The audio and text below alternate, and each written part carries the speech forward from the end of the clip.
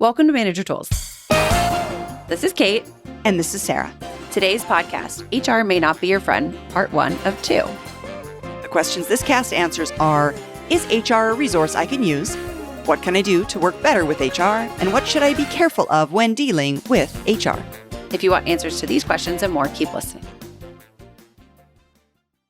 You can achieve significant cost reductions by having Manager Tools work directly with your organization. It's a lower cost per person compared to sending your team to a public event. When we come to you, there's no additional travel or time away from the office for your staff either. We offer a flat fee for our core trainings, $20,000 for up to 30 attendees, either on-site or virtually. The Effective Manager Organizational Training also includes a 1-year Manager Tools annual license at no additional cost.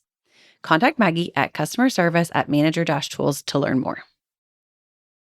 We talk a lot about HR, and sometimes we're mean to HR. Yeah, that's the right way of saying it. And we stand by the fact that effective managers need a good relationship with HR. It's just that it can be really hard to have a good relationship with them because incentives around HR are different than ours, and they could be misaligned with your metrics and incentives as a manager. Yeah, exactly. We've often encouraged people to get an HR friend, and some people we know have great HR business partners, just fantastic. And if you do, awesome. Often, though, they also work for somebody else. They support other managers. They're spread a little thin.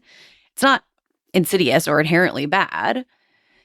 It's just that we want to warn you about how to work with HR and do so well while understanding the challenges associated with it, because there can be challenges about it. Yeah, exactly. Folks, I think most of us at this point in the evolution of humans have heard the term human resource business partner or HR business partner or even HRBP. Mm-hmm.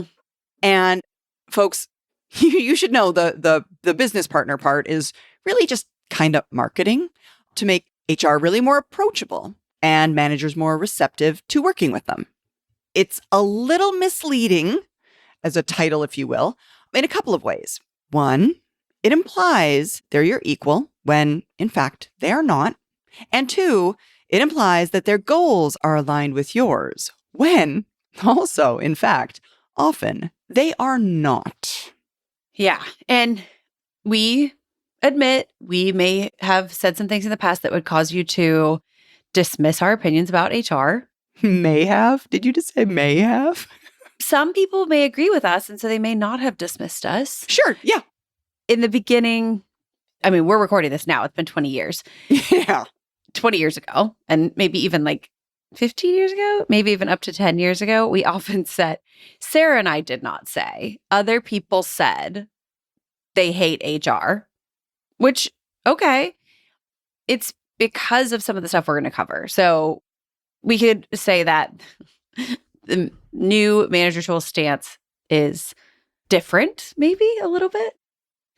I have had positive experiences with some HR people, and I know some really great ones. So we're going to cover some stuff. We have realized that some listeners took our comments to mean that they should hate HR. And okay, we should have known that that would happen. And we are regretful that that happened. And yeah, we've reformed. Exactly. We don't say anymore that we hate HR because truly we don't hate HR. And we definitely don't want you to hate HR either. It doesn't do us any good to start at a place of hatred. Now, what we like to say is we hate bad HR because, of course, we don't like any part of an organization that isn't doing its job well. We hate bad everything, including bad HR. But we also say there are plenty, to Kate's point, of great HR people out there. And we want you, the manager, to help them be great. Yeah, support them in the same way that they're meant to support us and that they could or will if they're awesome. Today, we're going to help you craft a better relationship with your HR organization by suggesting 4 things, essentially. Your HR representative's incentives are not always aligned with yours. HR's taskings shouldn't be your top priority. What you say to HR is never confidential. And beware the quasi employee union representative. Exactly. So let's start with the easy part, if you will. Your HR representative's incentives are not always aligned with yours. Now, what we're going to start by saying is, folks, you should really foster a great relationship with your HR department. They're part of your firm. They're part of your company. They generally want you to succeed. And therefore, you should really want them to succeed as well. In their communications with you, they will no doubt try and do this, try and have a good relationship, try and be very supportive of you. And we want you to treat them as you do all colleagues, with professionalism and kindness. This is, professionalism 101, folks. It's part of the manager tools ethos. Have a great relationship with them because they're people, and you should have great relationships with essentially as many people as you can. Mm-hmm. And at the same time, they don't work for you. They work for their boss, who is probably a line VP at some level above you. Everyone in that VP's HR department works for that VP. They are his or her staff department, and as such are not in your line of chain of authority. Yes, they support you, but they work for that VP and they're outside of your chain of authority. Just separate part of the org, separate part of the chart, separate piece. Mm-hmm. Your support wing. Yeah. And the concept of staff and line authorities is important for all managers and applies to all staff functions. You do not work for the staff people who support your line leadership. And this is where many managers make a mistake. They assume that the HR person speaks for the VP. And while in theory that is true, they are not a line authority to you. So even though, right, you might make those assumptions, they're not the case. And many HR professionals, mostly well-meaning, will regularly mention that what they are doing is for the VP. They might even in some cases go further and assume upon themselves their VP's authority and interact with you as if they have line authority over you. And they do not. Exactly.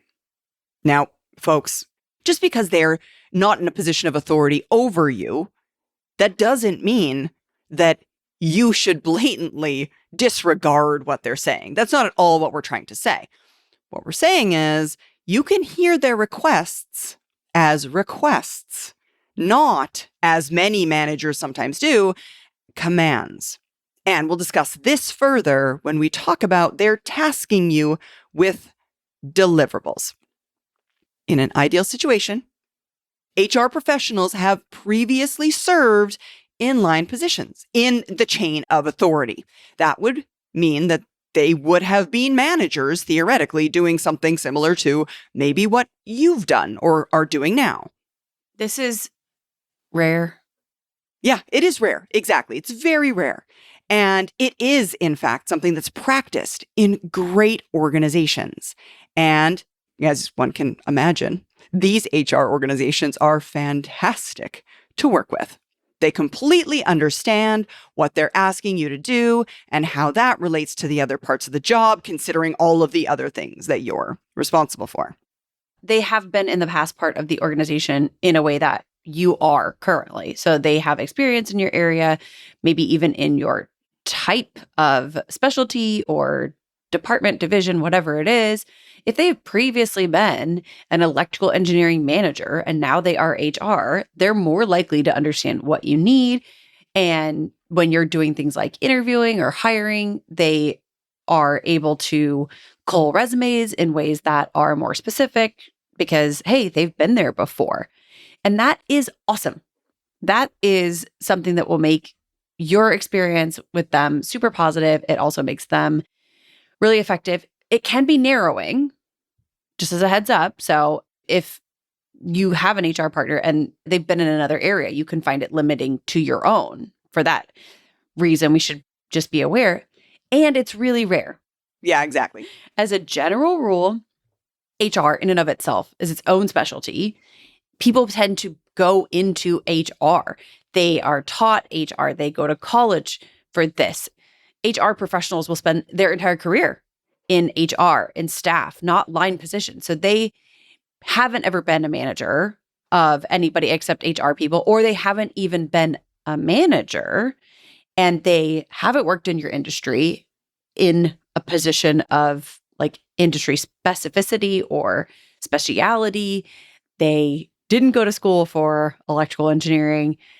They're generally unlikely in our experience to be knowledgeable about the responsibilities of line managers. They also lack experience in the area in which you work, and their career aspirations are different than yours.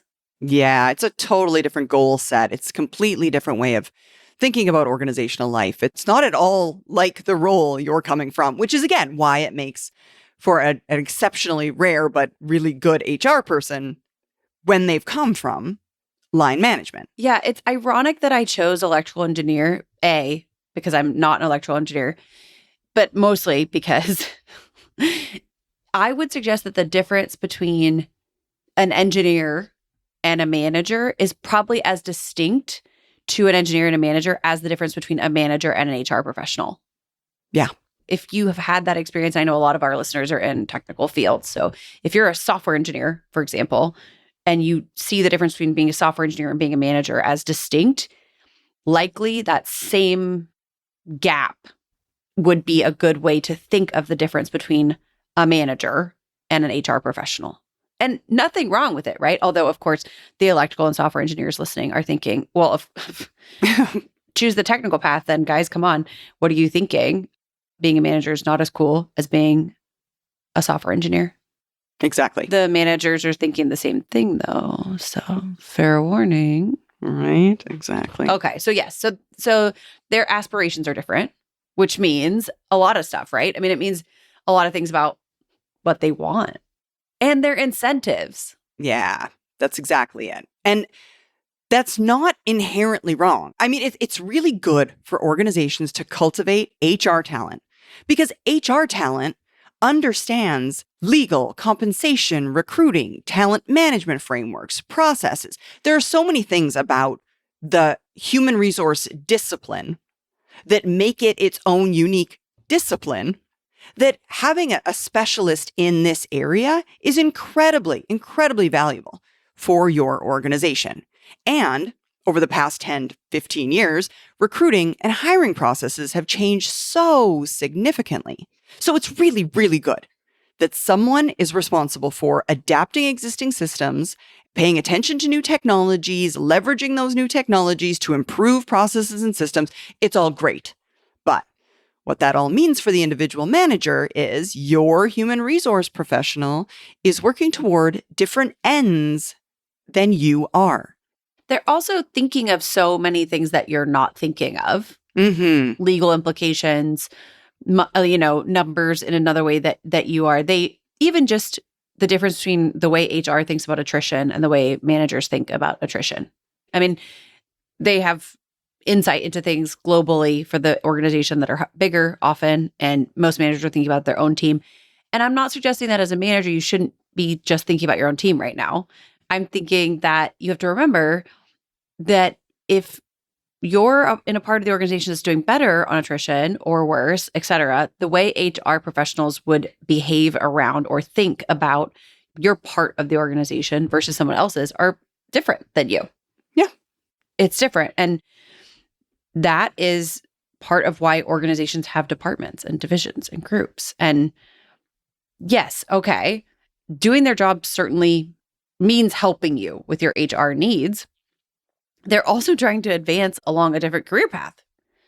And that might mean, in using my analogy, focusing on attrition in different ways than you. It means typically capturing new systems, creating new processes that make a difference across the organization, not just, again, specifically to you, which is why you have to deal with things like timesheets. I still hate timesheets. It's been 10 years and I still despise them. They're one of those things, it's kind of like waiting tables. I don't think it ever goes away. I don't think the stress of a timesheet ever goes away. And a timesheet is an HR system, right? In many functionalities. Maybe you've noticed that every couple of years, your organization changes performance review systems. Hey, guess what? That's an HR function. Sometimes it's a technology. It's a different review form. Sometimes it's a different way to collect and validate the data.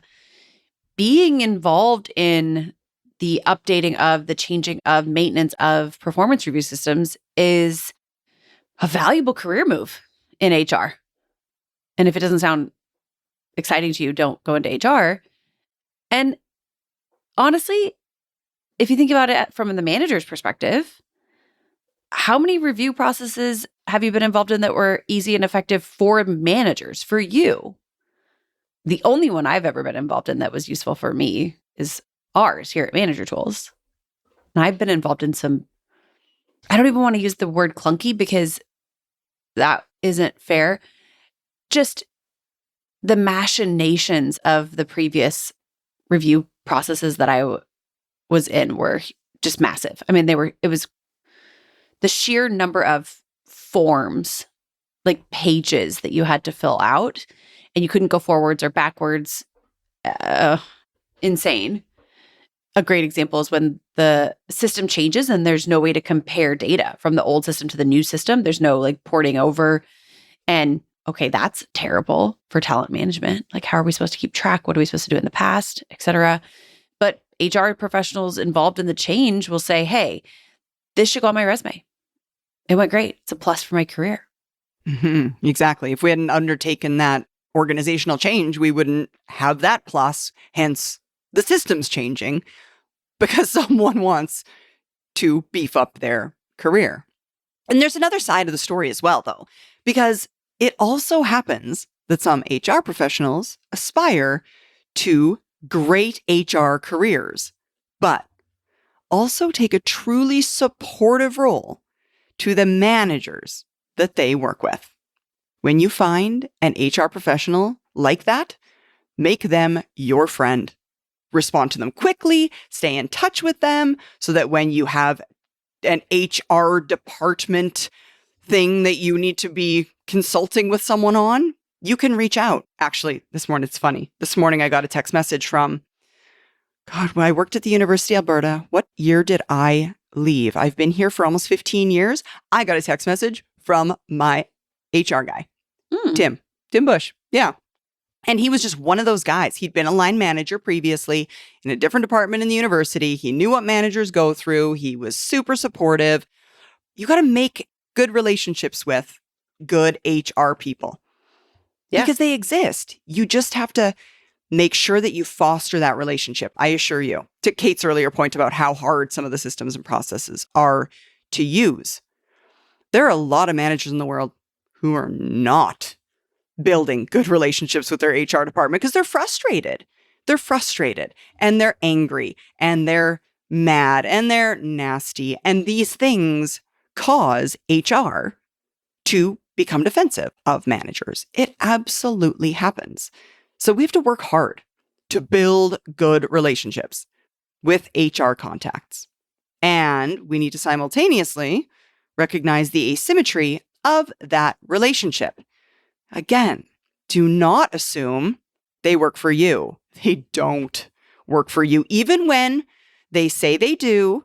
And some of them do that, which, by the way, is a really, really good sign. Don't dismiss it outright, but it's not entirely true.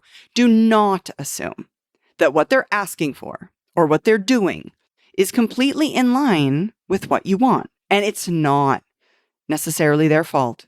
The system they're in demands a different set of behaviors from them than the system demands of you, the line manager. Yeah, perfect example, right? Your HR professional tells you, I'll do the recruiting and the screening, and you can pick from the people I give you. And that is supportive. We're not suggesting it's trivial. It sounds awesome. They're doing work you literally won't have to do. But this doesn't mean that you can't bring in your own people. We talk repeatedly in our guidance about managers creating their own internal and external benches, people you would want to consider hiring. Don't let HR run the single most important strategic contribution you make to your company, the talent, that you bring in and that you filter for potential positions. Yeah. To your previous comment, Kate, they don't know what you're looking for in a hire. No, they don't. They can't. They can't have a level of scope They cannot. that allows them to understand the requirements of every open rec in the organization. Exactly. No one could. No one could. Exactly. And no one is supposed to. You're the one with that knowledge. There it is. Yeah. And we understand that a reason they want to be involved, and maybe more involved than us manager tools, effective managers want them to be, is because HR departments usually get graded on things like offers made and accepted. This is why HR and managers as well ask candidates, if I gave you an offer, would you accept? If the candidate doesn't say yes, HR might not make an offer because they don't want to mess up their statistics. This, full disclosure, no, it's not really fair. But you do the same thing. No, I We'd absolutely all do the same wouldn't. thing. I absolutely wouldn't. It's so creepy to me. It's like somebody asking, if I were to buy you an engagement ring, would you accept it? I think people do that. Dude, there's so many people in the world who would do the exact same thing. They're not being dishonest. No. It's just creepy to me. I can't do it. Yeah. It's my problem. They're behaving in a perfectly reasonable way. Yes. To what is, in fact, a totally reasonable metric. Yeah, of course. Given what they do for a job, which is, again, very different from yours. Right. If a company is making a lot of offers and not getting a lot of acceptances, organizations need to figure out why. And it's HR's responsibility. They're the ones being measured for it. And guess who the ones are that are impacted by these poor metrics? The HR department. The pre-offer offer is ineffective. And again, I find it off-putting. Part of the reason I think is because I can't say yes or no to something without knowing some details. And, if I gave you an offer, would you accept? It's like, well, okay, I don't know. What about X, Y, and Z? And it puts undue pressure on candidates.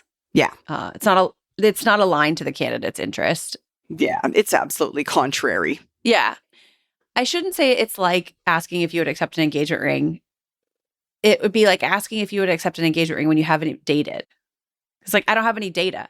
Yeah, I don't have any data. Yeah, exactly. I couldn't say yes if I wanted to. I don't know. Right. What are the terms? And that's the same thing. It's like asking someone, like, if I bought you a sandwich, would you eat it? It's like, oh, okay, but what kind of sandwich? Yeah. What if it's only mayonnaise? I would not eat that. Yeah. These are terrible analogies. I know, right? This isn't the only metric that causes outcomes that influence or affect you as the individual manager. Sure. The incentive of offer close rates often also causes many HR people to insist that they be the ones who make the offer to a candidate, along with being better able than managers to describe benefits in detail, which is a good reason. Yes, exactly, which of course HR is. But again, them insisting on making the offer while it has a small amount of benefits, which, yeah, good, but also doesn't outweigh the benefit of you making the offer, is again misaligned with the candidate's interests and the manager's interests as well. In this case, the manager is the person with the most to gain or lose with an offer being accepted or rejected. The hire, not hire result is much more important to the company than the offer close rate metric that HR is being measured on and therefore is taking, I wanted to say responsibility for, but taking ownership over because they have this metric, which isn't the most important metric in this entire situation. It's just plain not. Join us on our executive speaker series called June 12th as Matt Du Bois, Senior Director of Capital Development Programs at Americold, teaches us about the value of good questions. Your questions frame your approach to relationships, results, and the development of your team. This presentation will focus on how to effectively use questions to improve performance, reputation, and problem solving without becoming an interrogator. All Executive Tools licensees are invited. Become an ET licensee today to receive your invitation. The misalignment between you and your HR representative means that managers have to be on guard about their relationship with HR and watch for how they behave around the processes that they're involved in. And it might be a reflection of their metrics, et cetera. They're not working against you. It's just that some of what they're measured on makes it harder for them to be a true partner and be 100% supportive of the things that you want. Because again, I don't even think they have to make the offer for it to count for them. And I do understand that often HR is better at describing all the benefits and all those things. So it could be both. You make the offer. When it's accepted, then HR makes the call. And then HR gets credit for that one because they made the call, et cetera. I guess two things can be true is part of what I always think about this. The effective manager considers what adaptations we could make so that in a partnership agreement like this one, both parties get things that are valuable to them. And make no mistake, we still want you to put yourself first a little bit.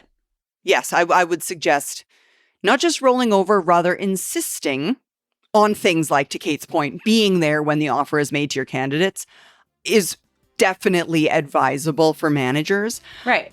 Not just relinquishing your control of really important situations and moments. Because again, to our earlier point, sometimes we think that HR's making demands, not suggestions to us. That's all for this week, y'all. Join us again next week as we continue this topic. And if you enjoyed today's episode, don't forget to follow, rate, and review our podcast. It helps more people find us and keeps the conversation going. Have a great day.